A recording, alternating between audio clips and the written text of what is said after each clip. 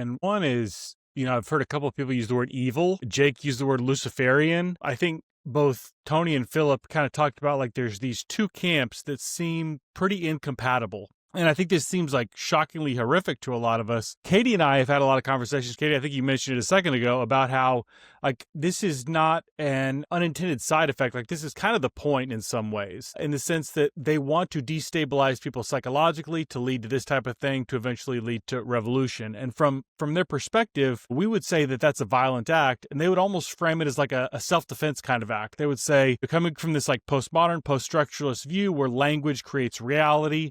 Language can be violence because Charlie Kirk said something like there's only two genders, erasing that whole category of people. Therefore, that's an act of mass violence. So they would view that as the violence, not. And I'm wondering, kind of when you look at these two camps, like it seems an awful lot like there's an incompatibility between the two camps in America. If I was a professional debater, the first thing I'd want to do is absolutely destroy any platform that you use, any mental platform that you use to come up with your arguments, including language and everything else. I'd do exactly what they've done. Golda Meir, the prime minister or whatever the title was back in the 60s of Israel, said, you cannot argue, you cannot have a discussion with somebody who is intent on killing you. They're operating from a totally different system and platform that are never going to merge. This is why definitional values matter. This is why words matter. And at the heart of the Marxist, leftist, totalitarian revolution is the unmooring, disassembling, unanchoring of